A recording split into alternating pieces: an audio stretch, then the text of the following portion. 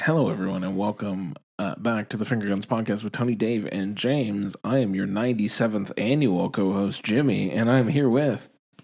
Big Tasty Tony B. Yeah, and... Dave, if you're nasty. Oh, you're back to... You're nasty still? I'm still nasty. Yeah, you filthy. Oh, wait, I said tasty. I'm not fucking tasty. Well, I'm he's Big back. T. No, I'm he's Big back. T, man. I'm... You're 97. You're going back. We're to 97. We're going to go back. 97th annual Big Tasty. All right, we'll be Big Tasty for the 97th annual. I love it. Yeah. But we're here on a special bonus episode for you, as we do every year since we started this podcast. I think, did we miss the first year? I can't remember. We didn't. I don't think it was a bonus episode, but it was just we talked about it. Yeah, we that's definitely. Right. I couldn't remember. It was a weird year then, anyway. It was still COVID-ish. It was. It was after the slap, so we definitely had a discussion. Yeah, we definitely had to talk about the slap. Yeah, but anyway, we're back because the 97th annual Oscars aired yesterday. Yes, it did. And let's break down a little bit of that show. Let's get this bonus episode going.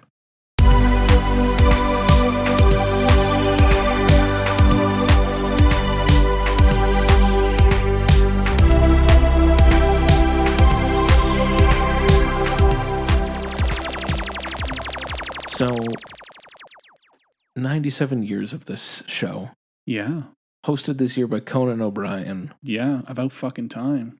Went 3 hours and 1 minute of actual runtime, not including any commercials. And I know this because I watched it today, and it was great being able to watch it the next day. You did that last time? Not last year. No, the not year last before. Year. The year before he did it. You watched it with me last year. Yeah, we hung out last year. But I had to watch the kids. Yeah. And it was a nightmare, but God bless being able to pause sure. it. Yeah. And so I missed most of the commercials too, but I managed to it took me long enough pausing and fast forwarding and rewinding it that I was live when they announced Best Actress. Nice. Like it took it took me from 7 until 10:30 to get live. Oh, but also you were able to catch up, which is great. Yes. So that's awesome. great. Tony, how was your viewing experience at home? It was pretty ample. Like I was making dinner between commercials and getting lunches together and stuff like that. And I wasn't really bothered. Melissa passed out around 9:45, so I was just like, so I was just chilling for like that last hour. Yeah. And then she kind of woke up and she was like, "Who won?" And I was just like, "You'll never guess." Fair. Surprise. Yeah. Did y'all watch the red carpets as well? Did you do the full experience this year? I saw some of the red carpet. I didn't watch all of it. In the end, sort of thing? Yeah. I watched a little bit of it. I think I watched it a little too early because they weren't talking to anybody. Yeah. I watched the whole thing. Rough. Oh man. Also the next day, so thankfully no commercials. Good. Okay, not so rough. It was exactly I don't know how long its actual runtime was on TV, but the final runtime count without commercials was 81 minutes. So, yike! Did you guys see the Adrian Brody Halle Berry thing? Oh yeah, I saw it. Yeah. Good for her. Good for her doing it. But also, like we've been like so cringe about it for so long. Yeah. That, like she didn't ask for permission either. She just like went up. She just went up and said like to his wife or his girlfriend. She's just like, "I'm sorry, I got to do this," and then did it. And then he just went with it. And I was like, okay. Like this is fine. Yeah, this is fine. But when we were talking about. Everyone's pissed off about consent and pissed off that he didn't ask for her consent and she was all weirded out about it type thing. And then she just went ahead and did it herself. But he's a guy, Dave. I understand that, but it's just like, it's been 22 years. I get why she did it. And I appreciate that she did it. And she was and that they were both good sports about it. Of course. His girlfriend wasn't exactly pleased about it. But at the same time, it's also like, if we said it was wrong then, it suddenly isn't right now. Yeah. So there was two things about the red carpet before we get into the main show. So the first thing was, to your point, Dave, about it being early on, since I watched the whole thing, there was one point where they came back from a commercial break and it was a live shot of the red carpet. Yeah. And I think they forgot because they just kind of left a camera on it for like it was like 90 seconds of just looking at the red carpet, and there were celebrities coming past, but there was no color commentary. There was no interview. It was just live audio that the camera was picking up. And I was like, what the fuck is going on? That's funny. And it just kept, like, I thought, oh, maybe it's a goof. You know, like sometimes they, cut to the wrong thing and then they'll cut away. No, 90 seconds. And then you know what happened after the 90 seconds? Back to commercial. Like, I was like, you had nothing? Nothing. Worst. What? Maybe they were just getting like master audio just to like pick up like certain things. Just air it live. They're just air it live. They shouldn't have been airing that. Well, I was watching it. It was a Detroit station. I was watching like Road to Red Carpet or whatever the fuck they called it. And it was on at 4:30, which means it would have been like 1:30 there. Yeah. And it just kept like freezing. And I was just like, weird. well, this is annoying. That's weird. And I was like, oh, it might just be like the satellite's not working properly. Yeah. No, the satellite was fine. No, it's just that But feed. I changed the channel and the footy match was on and Nice. I could watch that with no problems. Yeah. But yeah, it was definitely just the feed. Yeah. So that sucked. I told you this offline, but for everyone also as well, just to know how fucking egregious the red carpet is. It was close to the end. At least it felt like it was close to the end. We're getting closer to the show, and they're like, "All right, it's 90 minutes till showtime." And I was like, "All right, that's cool." So I checked how much long was left on the recording, and it was only half an hour of actual content. I was like, Rough. An hour of commercials? Rough. What are we doing, fam? Anyway, how many Pantene Pro V ads can there be in one thing? I'm assuming it's Pantene Pro V. How much did Pantene Pro V? How many L'Oreal ads? Yeah. How much did L'Oreal pay to get those fucking ads? You say that, but if there's that many ads, chances are other people didn't pay what they paid and they put them in as bonus spots. Yeah. That's probably exactly what happened. Yeah.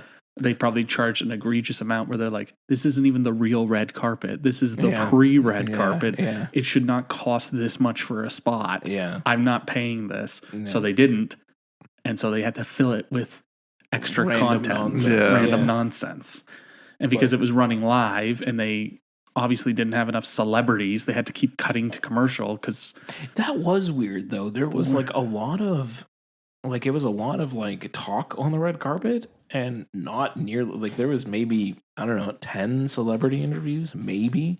Although June Squibb's a saint, by the way. I love June Squibb. Oh, she's perfect. I'll die for June Squibb. Her bit with being Bill Skarsgård. Oh, it's excellent. It was chef's kiss. Magnificent. So let's get into the show. Magnificent. Before you wanted to get into the show, but the last thing I wanted to say about the red carpet, they're trying to make it like the Super Bowl, where like the Super Bowl is like a day long event type thing, and they're talking about all this stuff. No one fucking cares.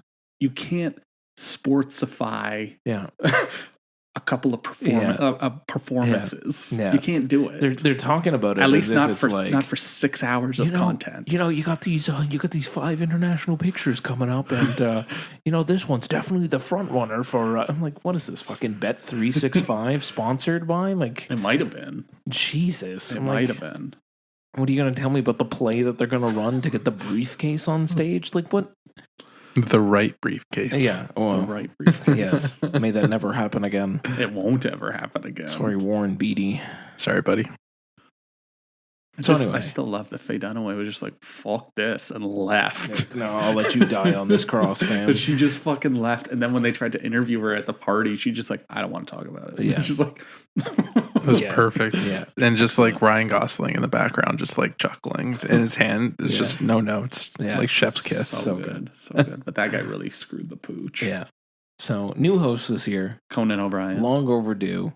Long overdue. I'm surprised he's never done it. Yeah. He seems like a perfect candidate. Why did it take this long for him? He was perfect. Yeah,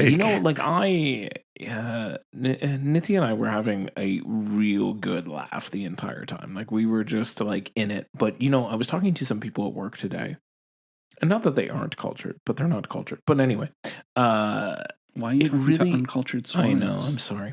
It really came down to what I kind of got was like, Conan is not the most approachable comedic host. Like, he has a brand of humor that is very Conan, and if you're on board with it, you're on board with it, and like he'll make you laugh every single time in his weird, awkward, funny kind of way. Like that bit about Jeff Bezos. Excellent. Amazing. No idea why that was happening. or the sandworm that plays musical instruments. You excellent. I have no notes about the sandworm that plays musical instruments. It's my favorite thing. When you pay this much for a bit, you got to do it twice. Even his bit where he did it in 4 different languages, and China was just that. Pay me money, please. I need to work. It was great. But what I gathered from other folks was like, yeah, they're not the biggest fans of Conan, so they just kind of like they just turned it off. They're like, no, I can't deal with it. I thought it was fun. I get it to some extent, but also like I thought it wasn't that niche. Like I didn't think it was niche. It's no more niche than it's been in other years. Like it's very movie centric. You have to kind of be in the know, and like if you haven't watched all the movies, if you haven't kept up with the news and movie gossip, some of the jokes are going to be lost on you. And that might be what the issue was because this year felt like a year where people actually watched the movies, or the jokes were about watching the movies. Yeah. They weren't like, I didn't watch this. Yeah. Like he talks about The Brutalist, and he's like, it never ended. But he never said it was too long. Nope. He never made that. Nobody made fun of movies that nobody watched. Nobody made fun of movies. In fact, they celebrated movie theater experiences with this whole like, what was it? Cinema screen or something. Yeah. Sponsored by Conan O'Brien, the Sackler family, and Saudi Arabia. Yeah. Excellent. And fucking Marty Scorsese. Tell him Marty sent you. I was like, I will. Marty's cut was 6 hours long and too violent. Also, what was Adam Sandler doing there? Oh, that was great. It was great. That was great. I love the Sandman. That was something. The Chalamet thing was a callback to Golden Globes, which I didn't know. Oh, yeah. Did you not see that reel come around? No, I saw it after. I saw it after the fact because I never watched the. I didn't watch the Globes either. I saw that clip though. I watched part of the Globes, but I didn't watch the Open. Yeah. So like when he did it, I was just like, why do they keep picking on Timmy Chalamet tonight, guys? And then afterwards, they were like, it's a callback. And I was like, oh, okay. Yeah. And then I watched it. I was like, okay, that's even funnier. Yeah. Yeah, that callback was great. Even when they did the headshots. Oh, so and then there's just like, and Timmy Chalamet. And it's just a sonogram. It was perfect. When he was downstairs for that, he's like, I don't get it. I was like, all right. Quinny, you're out of your element. When a bird loves a bee. And then he kept asking about why Conan O'Brien was coming out of the girl's back. I was like, oh my God. Yeah, we're not there yet. We're not there yet. When he goes back in for the shoe. Yeah, oh my God. And he calls all the way back in. Oh man, it was so egregious, but it was so funny. Melissa was just like, I don't get it. I was like, yeah. Because you got to watch The Substance. The only note I had on the opening, the only thing I think that should have been done differently is he should have crawled out of Demi's back and then gone into his song immediately. Yeah. Like, I think it was it was weirdly paced because then it like went to the song and he didn't really know how to get out of it afterwards. It was like, do you cut to commercial? But you didn't. Well, it was. He did that, and then he did his bit, and then he cut to the song at the end type thing. And it was the song was a little strange. If you switched it, it would have been like if you came out and did your whole top dance singing song and then into your opening monologue. Yeah, I think that would have been better paced. I think it would have felt better. Dancing Deadpool. Quinny got that joke. Of course he did. Of course he did. But they needed to pan to John Lithgow a little more often. Oh, they didn't do it nearly enough. He nailed it every time. And like the second time too, because he was like middle laugh and like they cut to him and he just immediately went and delivered his like full slightly disappointed face. Perfect. So good. So good. I love John Lithgow. He was great. And I know that the crowd didn't love the Carla Sofia jokes, but I enjoyed the Carla Sofia I don't care. Jokes. I was literally on the floor when he made the publicist joke. I was like, yes. Yeah. She was so not pleased with it, but I was like, fuck you. I had to explain that joke. Well, if you followed the season at all, you would have heard about that type thing. Yeah. But like, I like that she didn't know who Jimmy Kimmel was, though. Yeah, because they pan back to her and you could see like, what the fuck's he saying? Yeah. Because originally she's like, what? Yeah. You had to have known that if you showed up at the Oscars, you were going to be a butt of a joke, considering the amount of the amount of controversy you made. She needed. It wasn't a bad taste. No, it wasn't. No, and I think it saved face a little bit. Like it made her less hated, I think, because it's like, okay, you're letting jokes be at your expense, because she could have said no. Yeah. She probably knew something was coming. Yeah. And like just kind of that, took or it the on cameraman was literally like right in front of her, so she knew something was happening. Of course, took it on the chin and just like let it happen. Like no muss, no fuss, whatever. It's fine. Like he didn't keep going back to it, which is fine. No, but he had to address I will say, like Conan did not beat a dead horse with any of his jokes throughout the entire night. I really thought he was solid in terms of hosting. Well, he tried to be as apolitical as possible. Sure. Like he mentioned the fires and stuff, and like that was strange when they were like joking about Joker 2. that one was just like that was a bleak one. I fell out of my seat. But like, her calling him out afterwards as being like he only calls him when he's stuck in a tree. That was funny. I was like, he's the tree. He's like 6'4". Yeah, he was standing next to her. When he was standing next to them, I was like, he's a fucking giant. Jesus, I forgot how tall this guy is. Yeah. And then I know he made the Russia joke the one time, but I think that was like the most political he got. I had to explain that joke too. Well, that wasn't even that much. Not the political side, the Honora side. The Honora side, yeah. Oh man, but that was perfect. That was like no notes. Like that was beautiful, a perfect bet. What was the one joke that Nitya loved, and nobody in the audience of that crowd, it didn't have enough time to land, was when he was introducing Amy Poehler, and he was like, and now to bring out the antithesis of joy, writing, like, and it's such a well crafted joke that just went out there, and then just nobody picked up on it, but it was really funny. It was such a well written joke. Yeah, no, it was solid. Also, Nick Offerman. Oh yeah. Oh, for that man. No notes. Did they find him in the woods? And is he the Unabomber now? He has rebranded himself. Like he got jacked, and he has the fucking huge bushy beard beard. Like he is all that is man, and like he is not fucking what was he on Parks and Rec? What's his name on? With just Ron Swanson. Ron Swanson. Yeah, like he's not that guy anymore. No. Like he's totally different now. Like his voice, he has a great voice for fucking announcing. Yeah. And he did a joke about Amy Poehler too. Yeah, like Poehler, and like nobody's reacting. And I was just like, that's pretty funny. Really funny. Yeah.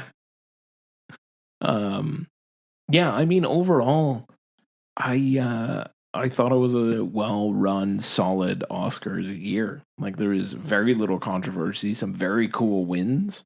Yeah. A few upsets here and there. A few upsets. I was happy. I was just genuinely happy that it felt like a show where people actually enjoyed movies again, and they weren't just making fun of them or how long they are. Truly. And I really like that they did the Fab Five thing again, but they were coming out to talk about costume that was cinematography. Wild. Yeah. And I was like, you know what? These people moving off of the actors and actresses. Like, I thought that was great. I really liked them talking about the actual craft. Yeah. And then, I know people were pissed off that they didn't get to perform the songs, but I really liked that little package thing that they had where they were speaking about them. Yeah. To be honest, like there was more to it. I enjoyed it more because like I always felt like the show had to grind to a halt every single time in order to introduce a song, sing it, and they're like 3 to 4 minutes long each, with applause on either side of it, and all of this pageantry and extra nonsense. It's usually like instead of a 4-minute song, now it's a 7-minute song because you've changed the version to be grandiose. I much preferred this, where it's like, tell me about the song, tell me what's like, give me the. To your point, give me the behind the scenes. I like that a lot. Give me the songwriters of the song. I don't need to hear it performed. You can play it. I can listen to it. We're good. I like them talking about it. It felt very much more this year about the craft of film. Yeah. And how much effort got put into these different things. The little people. They were more focused on, like it's not just like it's like a small village that makes a movie, right? And like the movie is very much about the actors, but it also is about the other people, the people that are building these sets and putting in these 20, 30, 40 hour weeks, and not even like 60-hour weeks, and like building these fucking things, right? And like the time that the cinematographer takes to like, light the scene, make sure that like, everything frame it and make sure everything is perfect. Yeah. Like, it's very much their movie too, as it is with the stars. Like, it's everyone's putting it in. It's not just 2 or 3 people behind a movie. It's a fucking village, man. Absolutely. And like, it felt like a genuine celebration when that guy won costume. Oh yeah, man. It felt like a genuine celebration, for sure. Even without knowing that he was the first and they fucked up too. The first guy who did it, because the Oscars didn't acknowledge, like, it wasn't part of Nick Offerman's role. That he was calling. Well, I think that's why Conan had to come out and say it afterwards. He's like, shit. Like, well, he had already said it while he was on the podium anyway. But it would have been nice if it was acknowledged overall that it wasn't the winner that had to be like, oh, by the way. And then Coleman immediately standing up and being like, yeah. Which Coleman was having the time of his life last night. I loved Coleman.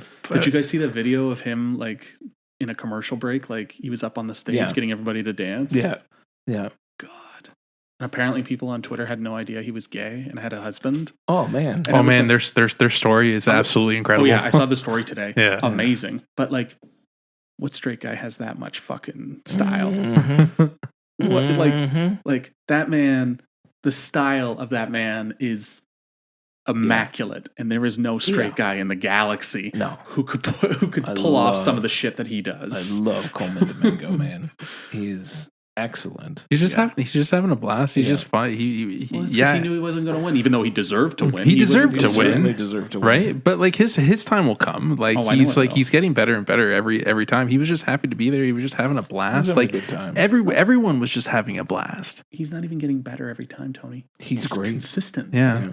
He's fucking consistent. I'm saying like he is consistent, but like every movie he like gets like bigger and bigger. He's not fucking Adrian Brody, who was in The Pianist, put in an amazing performance in The Pianist, did a lot of bullshit, some Wes Anderson movies, and then did The fucking Brutalist, where it's like basically The Pianist, which is another incredible, life-changing performance, but it's like this chasm of bullshit. Garbage.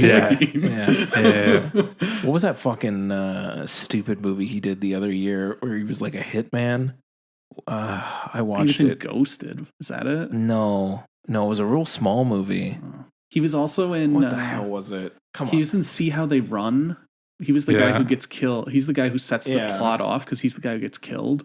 Honestly, I really liked him in Brothers Bloom. Like that's a really underrated Rian Johnson movie, and I really liked him in Hollywoodland. I know people hate Hollywoodland, but like Hollywoodland is a pull. That one's a good one. That one's a good one too. There's just so much bullshit. There's so much bullshit, but like clean. There friends, you go. That's what I was trying to. That piece of bullshit movie that I watched. I'm the only one of the three of us that's watched it. Apparently, you can have it. I'm good. I don't need to up my Adrian Brody numbers up that high. Before we get into the actual categories, anything else from the night overall? General, yeah. I mean, there was like the opening with Wicked was just kind of like, okay, this is just because people were pissed on Twitter. Well, they also wanted people to watch. Yeah. They put it right at the top of the show as opposed to that goofy one with Queen Latifah. No, Encanto. No. Oh, Encanto. That was weird. Buried in the middle of the show. Yeah. At least they put it right at the top. They sure did, and then everyone could tune out afterwards. Exactly. I did like that Ariana's dress for that was a shoe, which I thought was very funny. And then, the James Bond thing was weird, especially coming off the news of it being owned completely by Amazon was a little bit like that was what odd. It was. It was kind of like an in memoriam type thing. Yeah, a little bit. No, but I feel like it was like more of like a like what you said, a memoriam, but more of like a tribute because like they won the governor's award, right? For sure. And there was no other way to tribute them. Exactly. And they didn't tribute the casting director or Richard Curtis, but then they did give a tribute to Quincy Jones. Yeah. And if Quincy Jones was still alive, I'm sure that tribute still would have been there anyway. Yeah. Because I know people were pissed off that like Gene Hackman got a shout out type thing. And then he was in the In Memoriam, which had a really weird song over it, which I was like, strange. Oh my God. My buddy texted us in the group chat and he was just like, I feel like their ghosts are just going to like suddenly rise up from the stage. I mean, the only thing I was thinking about was this is a bummer, man, because that's literally the song that's playing in that scene in the the study in Big Lebowski. It is. So that was a little strange. Like, obviously they were going to forget people. They always forget people. But there was also the QR code to watch the rest of it. Yeah, like Tony Todd should have been in there. Mm-hmm. Yeah, obviously. Like, I know people were upset about Michelle Trachtenberg, but at the same time, Michelle Trachtenberg is not Gene Hackman. Correct. I feel like, Michelle Trachtenberg was more of a TV actor, bigger TV. She was in movies. She was in movies, but like not enough. Them forgetting Tony Todd, like Tony Todd is a horror fucking icon. That's again further proof that Academy doesn't fucking like horror. Tony Todd was a lot more egregious, but maybe they didn't need Morgan Freeman to shout out Gene Hackman and then have another bit with Gene Hackman afterwards. Like, they could have probably just started it off with Gene Hackman. Yeah. And then just continued. Yeah. But I get it on the flip side of that. It is like Morgan Freeman's felt very heartfelt. I totally agree. Yeah. I loved Morgan Freeman doing it. It was, and I love that intro. And Gene Hackman is a titan. Yeah. Cinematic titan. Yeah. Like, them not mentioning him would have been a big thing. Would have been much bigger than fucking us bitching about Tony Todd type thing. Like, I love Tony Todd. And also, he did just pass. And it probably would have been. It would have been different if he died like last year. It would have been a different story. It would have been a different story. But I also think they should have done a little more for David Lynch. Yeah. Oh, they did. He had one of the longer pieces. I know he of did. The in memoriam. I know he did, but I wish they did something a little more. She was wearing fucking blue velvet at the front. Big ups to Isabella Rossellini and her sitting beside Laura Dern. Laura Dern, too. That was her date. Yeah, I saw somebody posted on Twitter type thing, like how much of a pimp you got to be that your ex-wife is hanging out with like your fucking cinematic muse. Your muse, yeah. Jesus. But I didn't realize she was wearing blue velvet until afterwards. Like, I was like, it's blue, okay. And then somebody pointed it out. I was like, no, that's blue velvet. Yeah. It was. They were there for David for sure. Oh yeah, for sure. It was cute seeing them there. Yeah. But yeah, I know a lot of people were kind of pissed off about the James Bond thing, but I was like, they did Quincy. They did Quincy. It made sense to have something else as a governor thing, and they're also trying to and it was different show the governor's awards, because before they used to have like clips of it, or they brought them out to do a speech or whatever. They give the award out type. It was thing. different. It was different. I thought it was fine. And Margaret Qualley fucking like jump scare Margaret Qualley showing up, but like her part was the best part. Yeah, To that end, like, I thought Doja Cat. Who was the first singer? It was Doja Cat, Ray, and Lisa. Who the fuck is Lisa? Who the fuck is Ray? So it's funny. Ray was brutal, by the way. Yeah, Ray was not good. It's funny. Butchered the shit out of Skyfall. Like, she hit the note. Sure, like, good for her hitting the note. But yeah, she did a bad job on that. It's funny that you guys say who's this, because Melissa knew exactly. She's like, oh my god, that's Lisa. That's Ray. Who Doja Cat is. Well, obviously everyone knows who Doja Cat is. I know what a Doja Cat is. But like she knew it right away, right? Yeah, so it was just like, well, like fuck, like who are these people singing these bomb themes? And like who was trying to appeal to the youth? Right? But it's like, why are you doing that? Like, I don't understand. Doja Cat singing "Diamonds Are Forever" though. Woof. That's a ballad of a song. Man. Yeah, she did well. Yeah, she did well, and I didn't like she that did one. Better than Ray. Ray did Skyfall. Yeah, I didn't like that one. Yeah, like she hit the note at the end, but the rest of it, it was just like a segment of a song. So odd. Like, why? There was choices that were made. I heard they managed to put in like clips of "Never Say Never Again," which is not one of their movies. Correct. Yeah, correct. They snuck in some "Never Say Never." Like, I've never seen that movie, but you don't need to. I didn't think I needed to, but I was like, how'd you manage to sneak that one in, guys? Yeah. Like, did you put in original Casino Royale while you're at it? Fucking Woody Allen just shows up. Yeah, Queen Latifah doing from The Wiz. Man, you know what it made me? It made me want to watch The Wiz. The Wiz. Yeah, I've never seen it. I've never seen The Wiz either. She was great, and I like that. Some people got it. Some people got into it. Colin Domingo was like going nuts. Of course he did. He was the first one on his feet, just like just feeling the music, man. On the beat, man. No, it was a good moment. Yeah.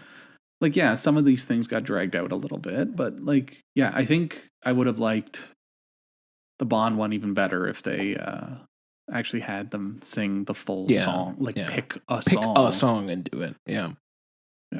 even if you wanted to do 3 different performances, you can just break up the song and everyone gets a chorus and a verse because there's more than enough in those ballads to go around. But anyway, I mean, that was it. So, and yeah, the memoriam thing was weird. It was weird. It was weird. It always is. I feel like it always is a weird time, right? Because it's like every year you're just like, who are they going to forget? What's going to happen? How are they going to do it? Like, well, they had Billie Eilish do it that one year, and it was pretty. Wasn't there like an interpretive dance happening during one of them? There sure was. There was. I remember that. I do remember. And it's like so distracting because you're trying to figure out, like, you're trying to watch the screen, but you have like this interpreted dance down there. I'm just like, are they just doing like a rain dance or something? Like, I don't understand. So it was strange. Yeah, it was strange. And then just because we were talking about medleys, they did do a medley one time of best song. Yeah. Where it was a 5-7 minute performance, but everybody got like a little thing, bit, and that would have been fine. But the reason they didn't do it is because they didn't want to bring up people from Amelia Perez to sing. Yep. Specifically, Carla Gascon. Yes. Carla Sofia Gascon, yeah. So, I mean, you know what? But I liked this. I didn't miss it. No, like, I didn't. Going through the whole show, I did not. I didn't go there and sit there and be like, oh, you know what? Why aren't they doing this song? Fucking cares. Yeah, I didn't miss it either. Like, it's fine. Anyway, I ended up going 15 out of 23 in these categories. Oh, fuck you. Dave ended up at 14 out of 23, so I'm feeling pretty good about myself. But Tony, our big man, big winner, big tasty, big T, 17 out of 23. Good job, buddy. Thank you so much. Would have been more, but the shorts fucked me, and I didn't really have a lot of faith in Nora. I should have had a little more faith in Nora, but I think the only one I would have flipped would have been Best Picture. That's the only one I would have flipped. You went all 4. I didn't think they were going to give Sean Baker all 4. Yes, I did end up going all 4. I should have gone for 5, but I am not mad at my choice for Best Actress. Yeah, Demi, because what the fuck? Yeah, they did it. They did it again. They did it again, man. What the hell does Mikey need a fucking Oscar for? Yeah. She was great. No shot at her performance. No, she was terrific. But it is a wonderful career-making performance. Sure. But yes, Demi was transcendent, and it would have been a bigger deal for the genre if she won. That said, she got this far. True. Yeah. Like a few years ago, was Toni Collette with Hereditary, which is one of the best performances of the 21st century. Absolutely. Like, bar none. Yeah. And it got nothing. Yeah. So at least like the change up in membership. Yeah. And kind of like changing the old guard around. Absolutely. Got Demi in there. At least she was there. She's been a part of the conversation for a long period. I think it's pushed a lot of people to see the substance. So, you know, I'll take all those. But yes, as wins, I was disappointed, but I also really thought Mikey did incredible. It's not. I don't think they picked the worst person in the category. It would be a lot different if the performance wasn't a great performance, right? Yeah. Like when you're thinking about it, at least Mikey, that was great. That was a. It was a tough category. It's a tough. It was a stacked category, right? It's also what I always feel is like no movie. Like I like the years where they spread the wealth. And no movie blows everybody out. Yeah. I love it when they spread the wealth. And I thought this year would be a spreading the wealth year until suddenly it was the Sean Baker hour. It was the Sean Baker hour. Like I don't think he needed all 4. No. They could have spread the wealth, like give him a couple, but I didn't think he needed all 4. And like they went 5 for 6. I feel bad for Yura Borisov now. Yeah. Yeah. Right? Yeah. Because he actually put in an incredible performance. He was incredible, but he was also a supporting actor. Yeah, exactly. Kieran Culkin. I still think about Igor. I love Igor. Kieran Culkin is not a supporting performance. Kieran Culkin is a co-lead. Is a co-lead for sure. And Zoe Saldana also isn't even the co-lead. No, is the lead. She is the lead. Why is she even in that category? Because the movie's called Amelia Perez. Well, because they were pushing Carla or Sophia.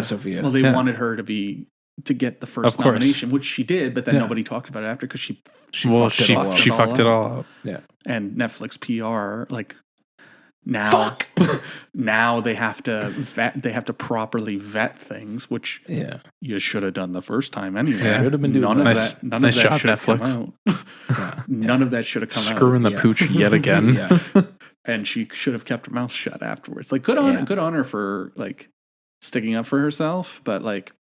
It just kept. It was a there was a time to stop. Like there was a moment where it's just like, okay, and stop. I'm gonna keep going. One more thing. One more. I'm gonna just drag my fucking co-stars down with me while I'm at it. I'm happy she went to the ceremony because she's not gonna get that shot ever again. No. So she's happy she's done after this. Because I know she stopped going to different ceremonies, and I know Netflix stopped paying for her to go to places. Yeah. Like she paid her own way to go there. No, I heard Netflix ended up paying for her to go to the Oscars. Oh, okay. Because they stopped paying for they stopped for everything else. But like there was an article that came out, it was just like Netflix will end up paying for her to go. Okay. Speaking of people that almost didn't make it to the Oscars, the folks that won was it live action short? No. Animated short, yeah. Man, talk about down to the wire. Those things are like, we just landed this afternoon. It's like, good God, man. That was an awkward speech, but it was heartfelt, but it was awkward speech. Yeah, it was certainly awkward, but you know what? Whatever. It was fine. It's certainly not the worst speech of the night. No, it wasn't. Speaking of animated, though, all three of us went for the underdog that won. Good on us. Yeah, man. It had to be Flo. Dude, really there was no other choice. It had to be that. It was still a surprise. I still was surprised.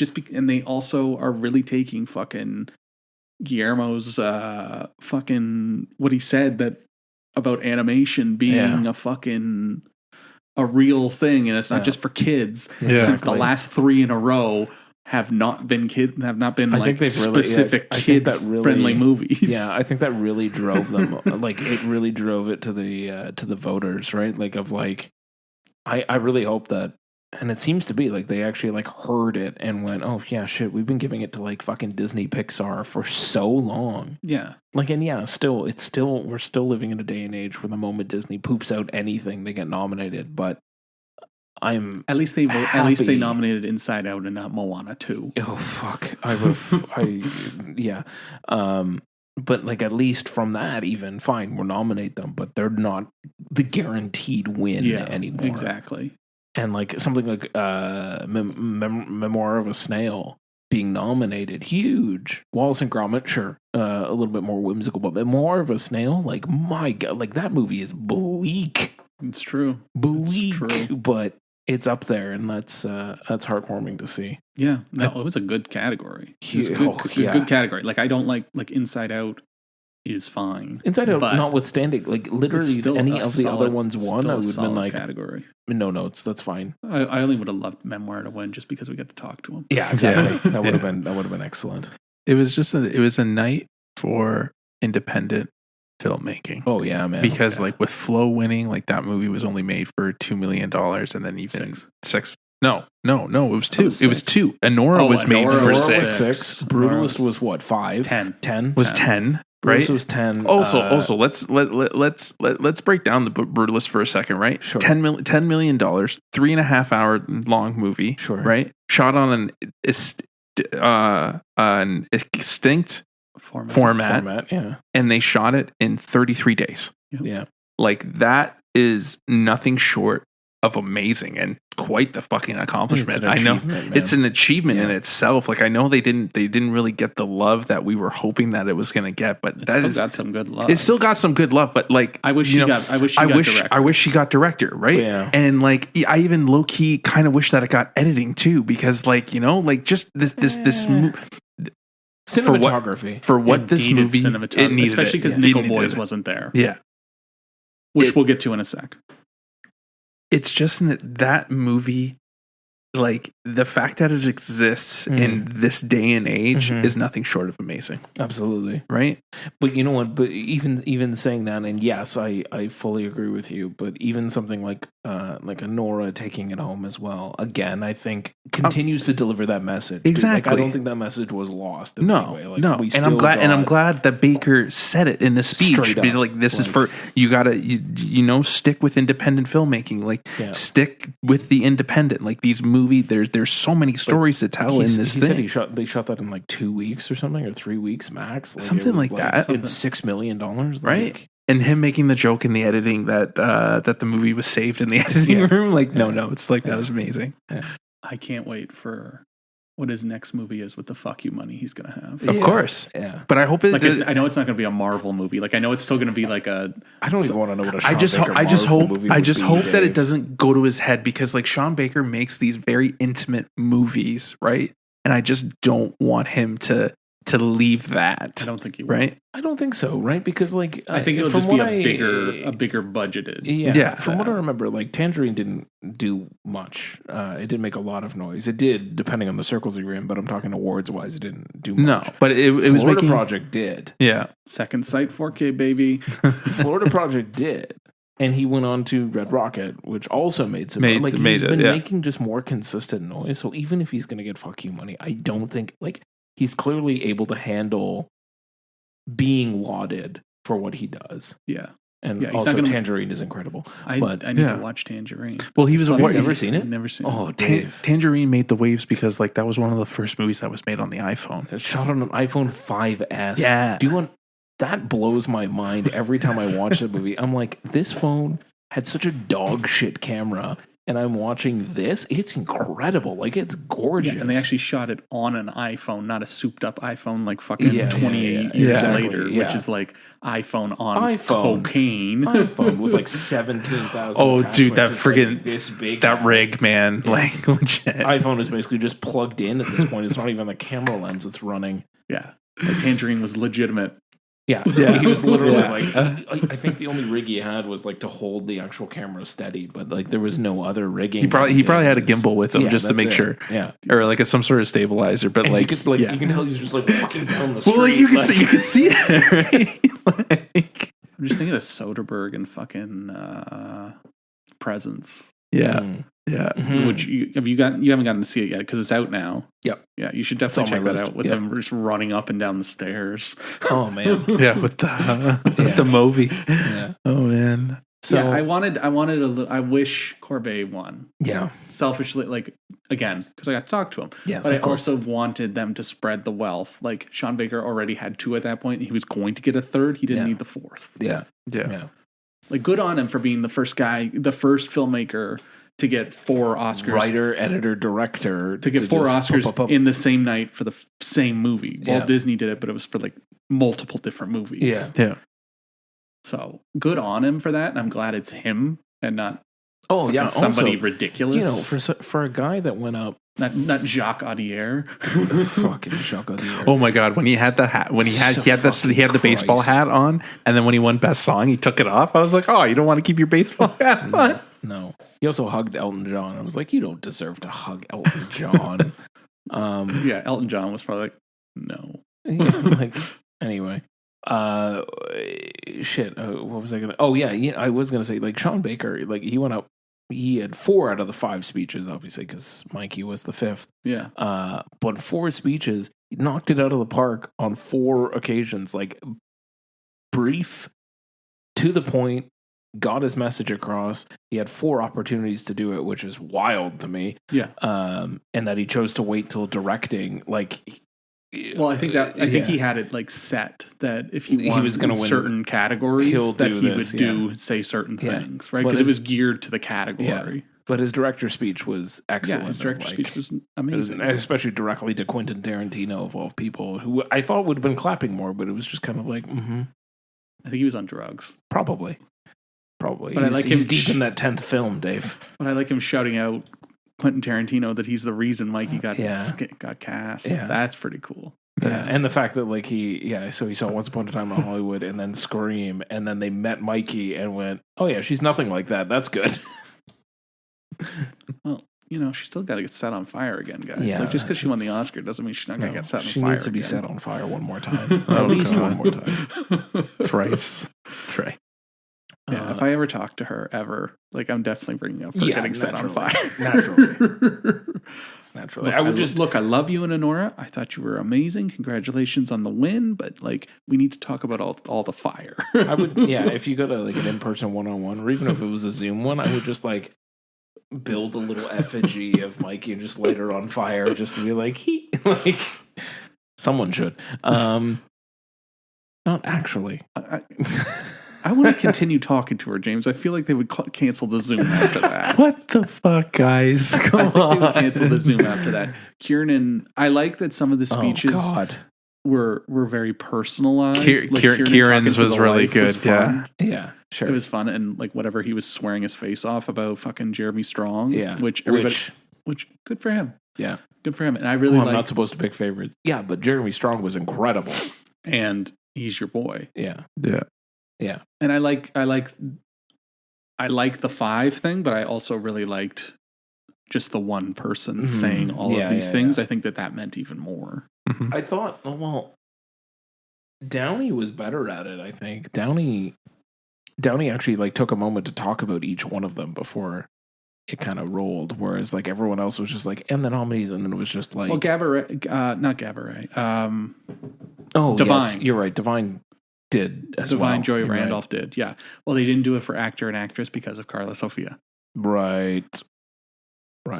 God damn, that really changed things. Because they were supposed to do the 5 thing for all the actors. Yeah. And then they changed it because of her. Yeah. Because they didn't want anybody talking about it. Well, I don't know if they didn't want anyone to talk about it more. Nobody wanted to do it.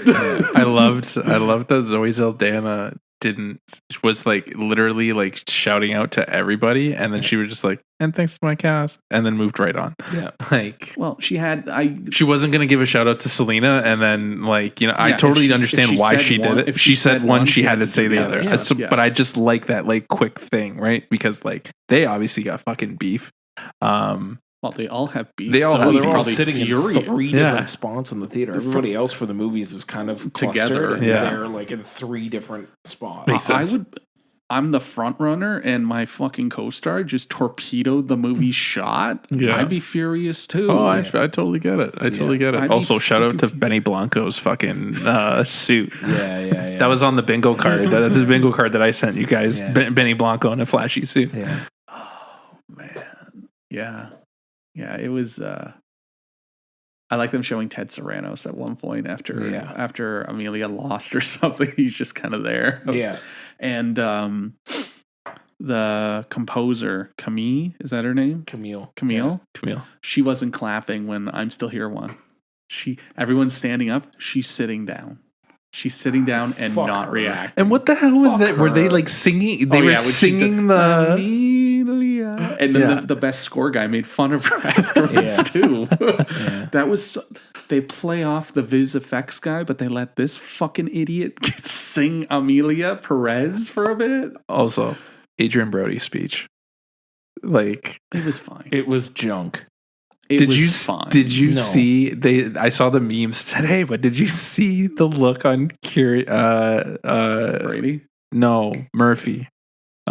Killian Murphy's face, or he was just like, "Can you wrap the fuck up, man? Like, let's go." I'm not talking content bad. It was length bad. Yeah, really bad. And to just kind of milk it, and then to also be like, "I've done this before. I'll be brief," and then to not be brief deliberately. To just sit there and be like, yeah, and my mom, God. and I was like, fuck you, dude. Like, you already took a huge amount of time getting to being cut off the first time.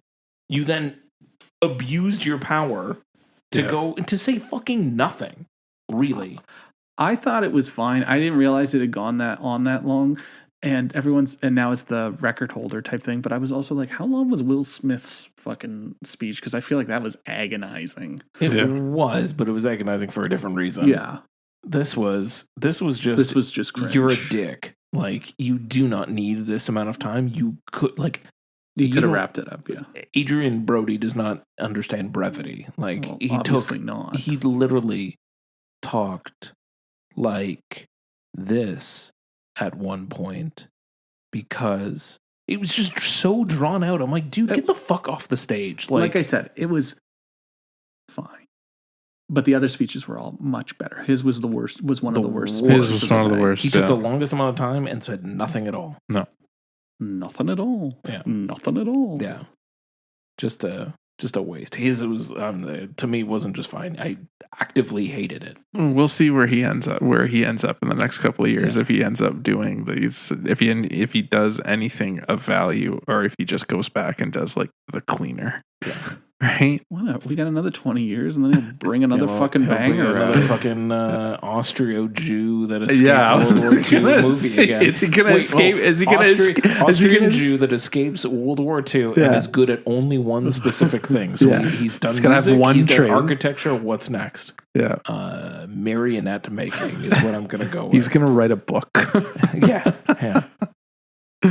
We make fun of him, but those are two of the best performances I've ever seen. I'm not disagreeing. I don't disagree, man. But you got to separate the art from the artist. I understand, but I'm happy that Timmy didn't win. Yeah. Like Timmy was great, but I'm happy he didn't win.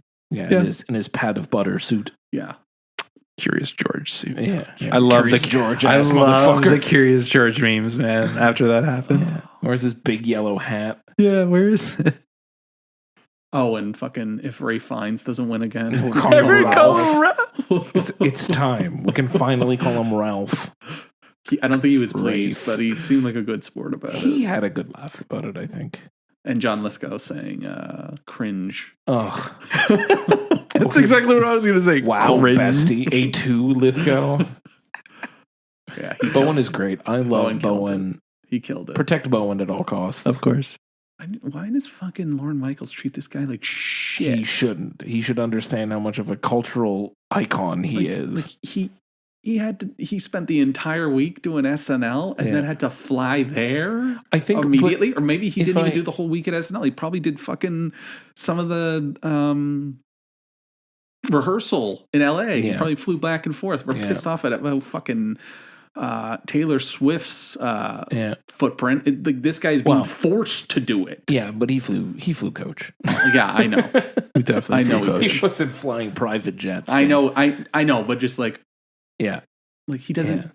Why are we forcing him to do this? Yeah. I mean, I don't disagree, but I was also I think he's treated differently now than he was then. Because I think then he was just a bit player on SNL, and like he had good sketches. He was on SNL the other day. He was on SNL on Saturday and then had to fly. Yeah. It's fine. He's got a job. I know he's got a job. He can quit anytime.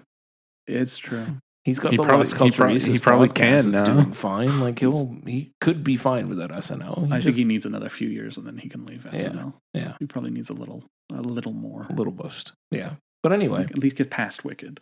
Yeah. Get like Wicked 2 come out and then figure it out. Hopefully he'll be able to negotiate a better flight schedule for that. Wicked for Good. Ugh, whatever. Stupid fucking title. Whatever. What a stupid fucking title. They already filmed. I think they already filmed it all. Oh, good. I think they did it back to back. Yeah. Like whatever they have to. They probably just need reshoots right now. Yeah. Thing, just to tighten it up. Some ADR. And some ADR. Yeah. But what's the director's name?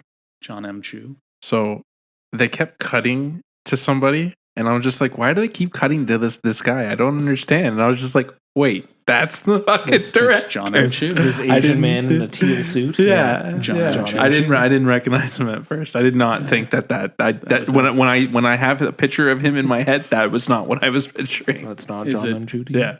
You're just picturing a guy in like a breakdance outfit because he did Step Up. Yeah. Yeah, exactly. I was expecting Chad Tatum to come in.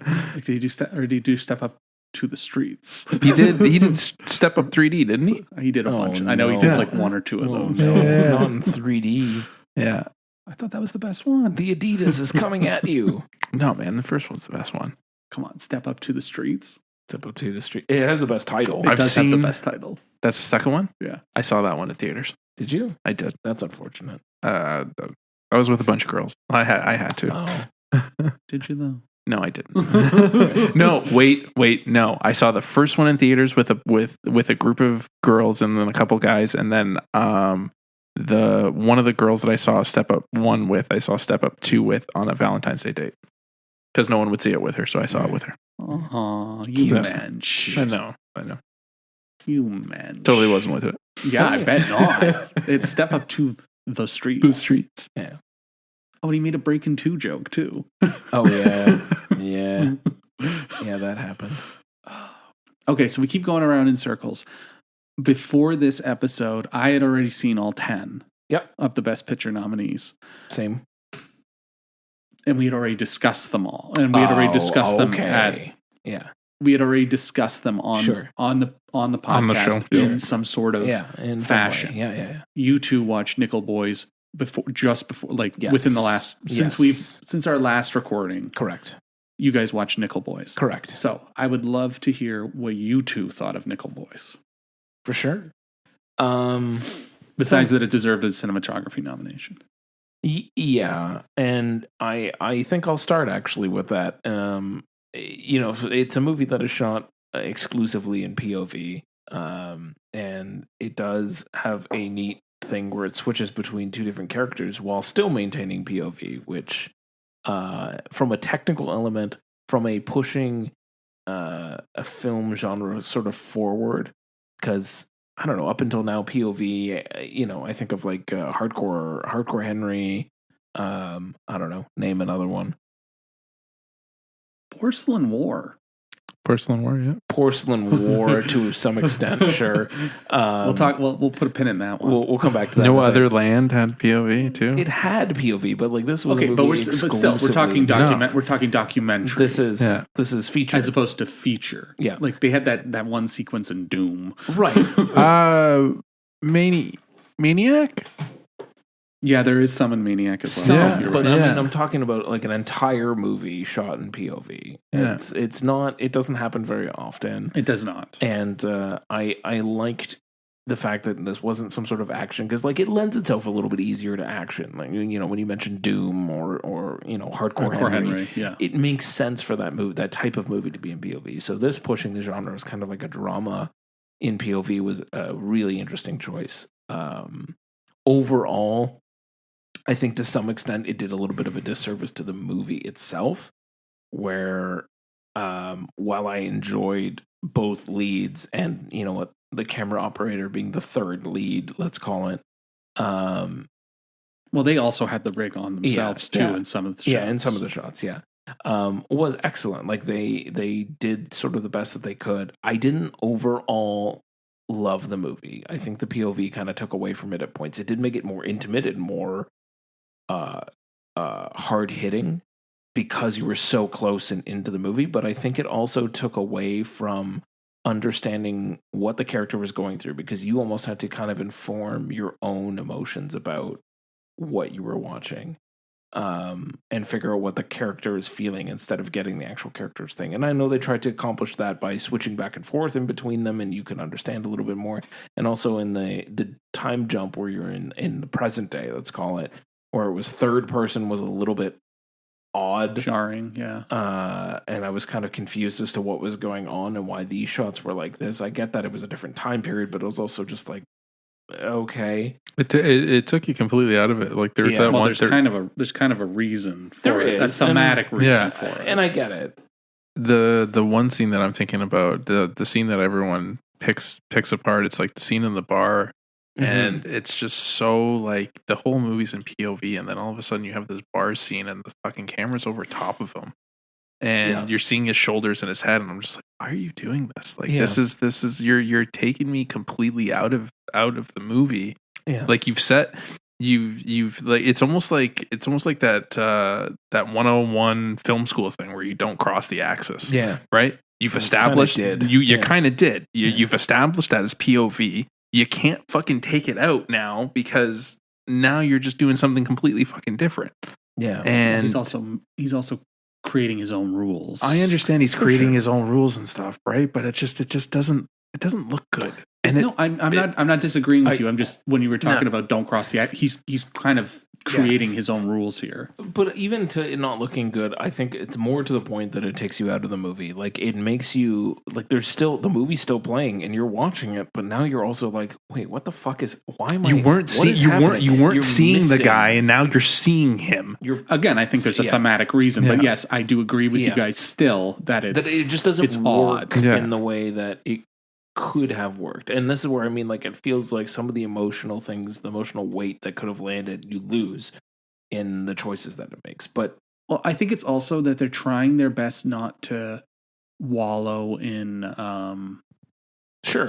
in violence. Yeah. And because how many movies do we have? Oh God. Yeah. So many. Like we have so many fucking movies and so many horror stories that we've heard and we see in real life all the time of fucking racist pieces of shit doing horrible things to black people. Yeah. Like I admire it from that standpoint that he's trying his best not to show violence.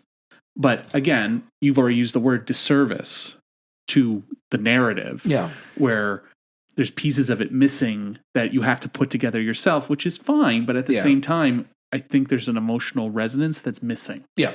Yeah, that's where I land on it too. And then there's all these interstitial things in between that kind of like sets moods and stuff. And I'm just like, why do you need this? It's I was telling Tony, I don't know if I told you, but he had a really good when Avnish and I saw it at the TIFF screening in November. Yeah.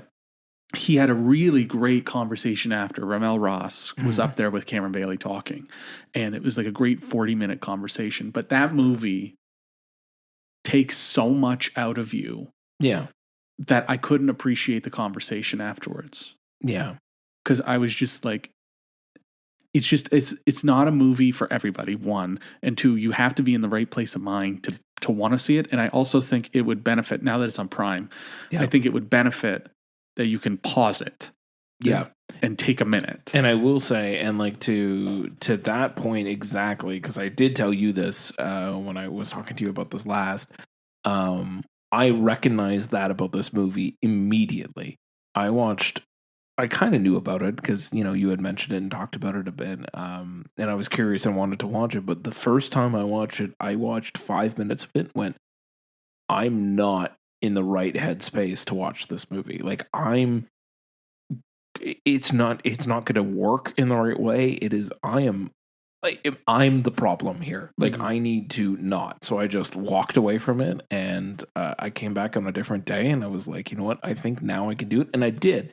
And I think that saved me because I think I would have ended up really hating this movie if I had continued. And it does take a lot out of you and you have to be sort of like emotionally, mentally kind of available to let it, because otherwise, it's a trip. It's a trip. It's a lot. And see, like, I was definitely taken aback by it, and I was really into it, and then I wasn't, and then I was really into it, and then I wasn't. I would love to watch it again. Yeah. And I want to listen to this conversation again. Because I was basically just like a puddle on the floor. I wasn't really, appreciating him talking about cinematic language and him kind of reinforming how he was doing things. Yeah. And kind of,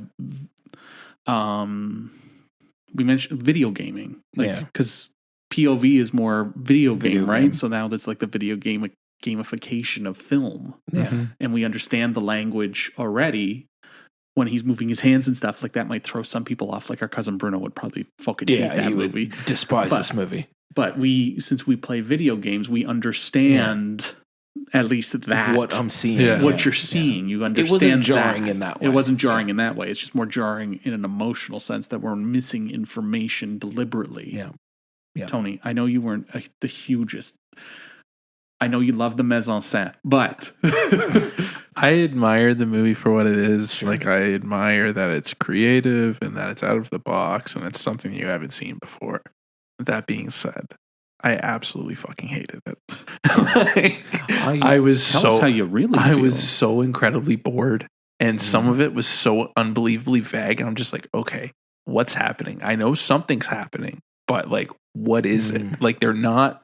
They like, I know you're supposed to, like, you're leaving it up to imagination, and it's more the horrific part of it is what's going on in your head, not what's going on the screen. Correct. I know what he's doing, but at the same time, I'm just like, okay, I'm confused. And like, I was going to see this movie at TIFF on 35 mil, and I'm actually like thanking like the universe for like whatever happened that day for not doing that, because I would have been asleep within 20 minutes. Yeah. Like, I would be intrigued if you had it in you at some point when you're like, you know what, I'm feeling pretty good today. I think I can attempt it, to just try it one last time, just to see if it was just you weren't in the right headspace for it, or if it was the movie itself. Only based on Dave going through it and me going through it. I'm curious. Like there's good moments, and I really liked who played the piece of shit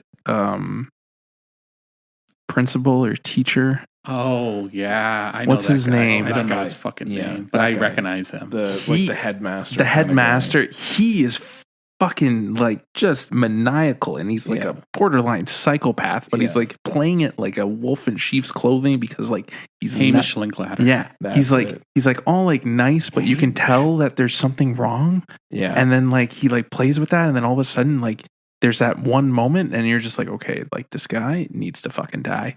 Yeah.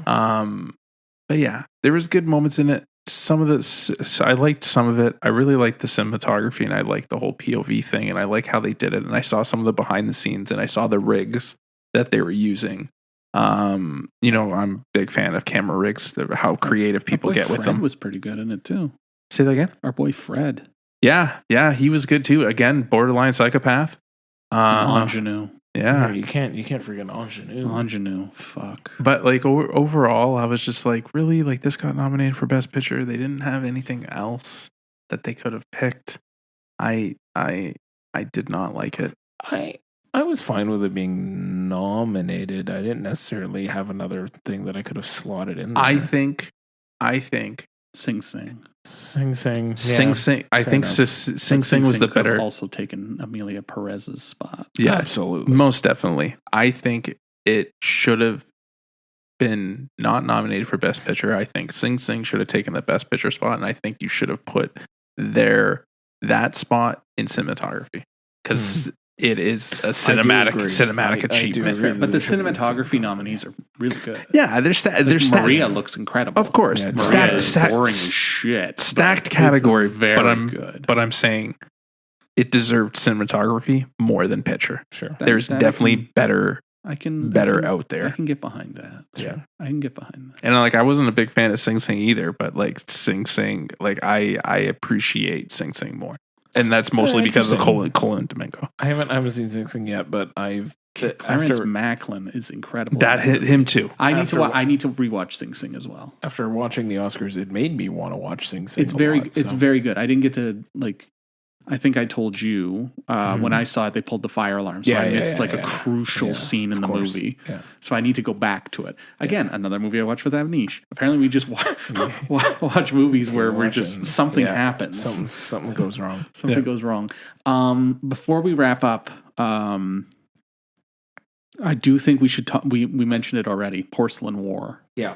We should talk about that as well as No Other Land. Did you watch No Other Land? I did not. Okay, so me and Tony could talk about No Other Land, but Porcelain War, was the movie that people thought might win Best Documentary because No Other Land. Well, Porcelain War is about Ukraine, Russia, and Ukraine civilians kind of fighting back, which is so hot right now. Yeah. But No Other Land, but it has distribution. No Other Land has no North American distribution. Correct. And is about Palestine and Israel. Correct. So I wanted it to win. It's the best doc for sure. It's a hell of a doc. We'll talk about it in a sec. But I also thought that it was a long shot that they wouldn't give it to that movie, that they would give it to Porcelain War. To be honest, I went soundtrack to a coup d'etat because after watching Porcelain War, and I think you summarized it pretty well, it's about Ukrainian civilians kind of fighting back, and specifically artists who are trying to save their home country, essentially. To what Tony kind of said about Nickel Boys, don't get me wrong, there's some cool things happening in here, especially with what they did stylistically as a documentary. We're animating. So one of the artists makes their husband-wife. One of the artists makes the husband makes a sort of clay porcelain miniatures figurines, and then the wife paints top of them and does her own version of art on top. It's not just painting them into whatever.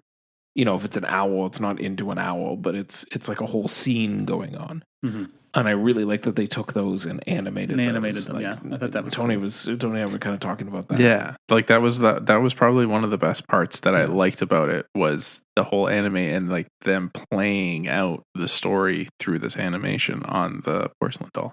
Yeah. But, between this and it was only just late last year, that I watched 20 Days in Mariupol. Which won the best doc last year? Which won the best doc last year. I am fine with Porcelain War not winning. It is the weaker of the Ukrainian-Russia conflict documentaries. 20 Days in Mariupol is excellent for a reason. It won for a reason. This did not win for, I think, pretty much the exact same reason. It's interesting. It has some POV moments, as you mentioned. And I thought some of those moments were pretty cool and kind of harrowing as well to watch. When they're dropping bombs was the drone strikes and like the drone video, and like just them like getting the bomb ready, and then like the next scene is them droning and then dropping it on the tank, or using the drones to call in mortar shots. Exactly, like it's nuts because like that's not a movie. Yeah, like that's reality. People are doing that right now. Legitimate reality, and I think that was a little bit tough at points too because it was also documentary, Tony.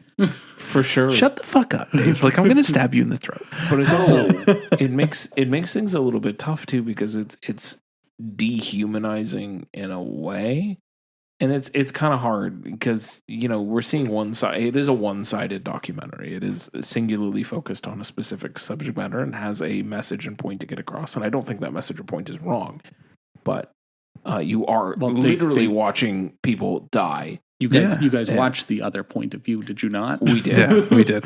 Yeah. Even them going through like the buildings and stuff and like the rubble and like them going like silently through and like being like there's snipers there's snipers here, like be careful, find a way through, right? Again, putting the signs down where the bombs are. Yeah, that was fucked up too, and like just because they like to go foraging. Yeah, apparently that's just a thing. It's a thing. It's a Ukrainians lot. like to forage. It's a lot. There's a lot going on.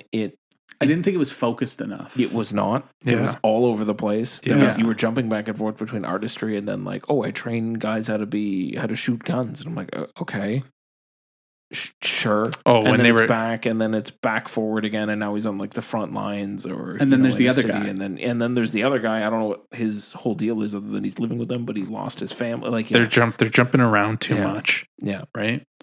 It's not even that long a movie. No, but it feels like long. Yeah, it feels very drawn out. Yeah, right. That's how I felt too. Like considering we talked about soundtrack to a coup d'etat, which is a lot, but it's also a lot more focused and it's longer. But this felt longer than that movie did. It felt long watching it. So I'm fine with the fact that No Other Land won, and also to that point, you guys can talk about the movie in a second. But the fact that it was a Israeli-Palestinian co-production, I think, is what really helped sell this movie and drive it forward. Like, whatever, but not getting distribution rights. I think after that, and especially after their Oscar speech, it damn well better. Because, like, I hope more people see it now. That message of fuck all this bullshit, fuck the bullshit of the country of the United States, like blocking Pastor Pete's. There are other ways to do this than separately. Yeah, you can find a common ground, and like that was it seemed like that was their whole point of the documentary. I'll let you guys speak to that bit. No, that was what came through from just their acceptance speech of just like, we can do better, we can be better, we are just people. Like, we're always so focused on like the upper levels of Netanyahu and his government, and we won't get into the whole Gal Gadot of it all. Apparently she was supposed to present it. Yeah, go fuck yourself. That's why she was like, no thanks. Yeah, she can go fuck herself. I think they actually like panned to her after an Iranian film won. Yeah, I think it was the animated short. The animated short. Yeah, they panned to her. Yeah, yeah. Fuck this Israeli special forces operative. But anyway, like, there's we're focused on that level of bullshit, or like Hamas and the terrorism and taking Israeli hostages and vice versa and whatever. We're focused on the bigger picture. But when you get down to the ground, there's just people who are just trying to live, like, and trying to exist, and to take away someone's right to exist, to wipe them out because of some other level of thing, or some weird fucked up reason that you think this land was promised to you by a floating spaghetti monster in the sky, like, is fucking ridiculous. just the amount of hate that they have. Yeah. It's so on either side. Yeah, on either side. Like they're like we're all human beings. There's no one like higher than the other. Like we're all equal. Yeah. So anyway, so the film is very much the one guy lives in the village. Yeah. And his parents are activists or were activists. So he's been living with the conflict his entire life. The Palestinian man or the Israeli man? The Palestinian man. Yeah. And he's an activist now, and he's filming like them coming in, taking the land type thing, and what the families are doing, to kind of keep going, to keep surviving, and like the conflict. It's very much a ground level view of it. And then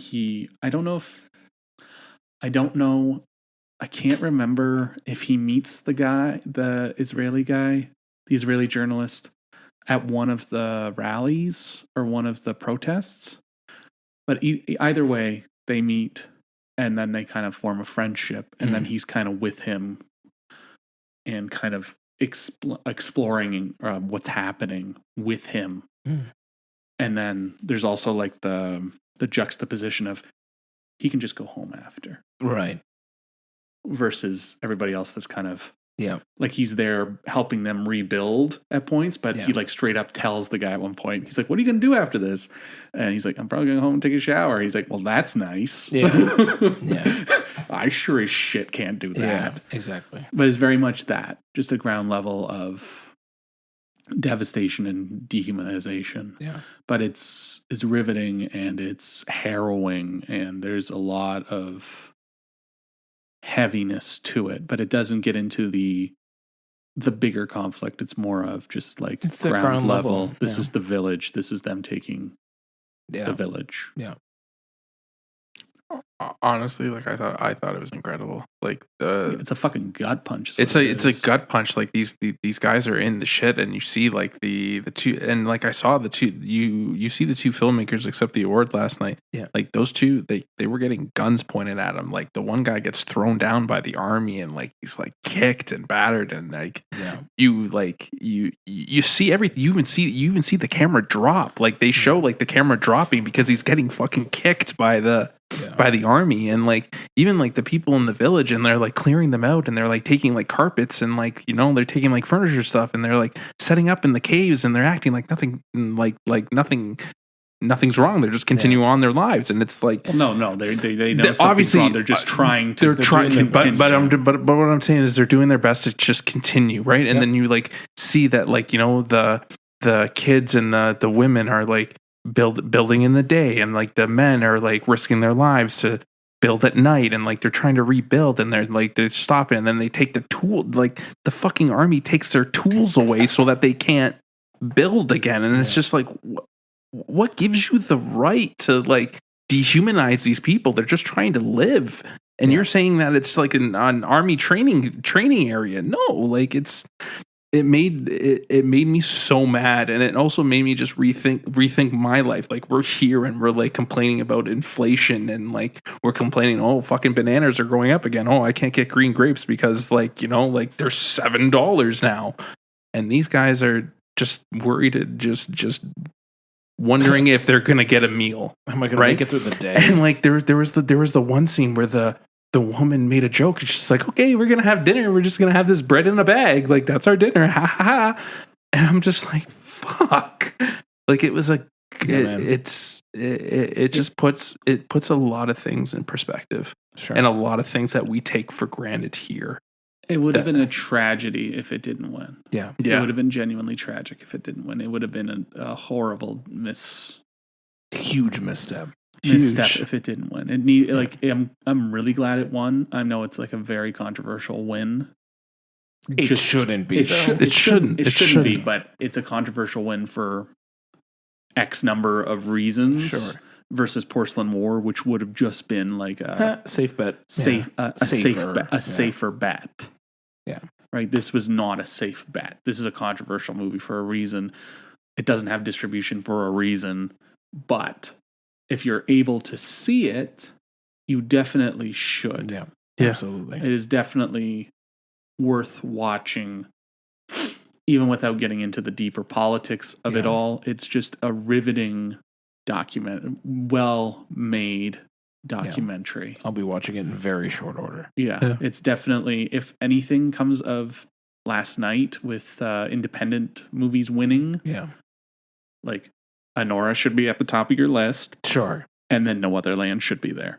Yeah. And then maybe right after that, go see The Substance. Yeah.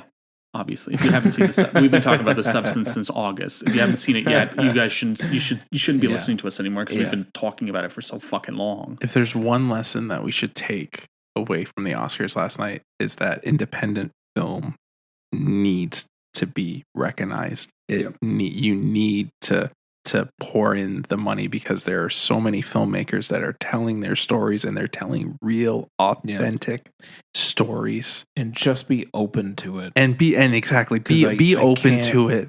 Like, not everything has to be a tentpole fucking popcorn flick. Yeah. Not everything has to star Dwayne "The Rock" Johnson.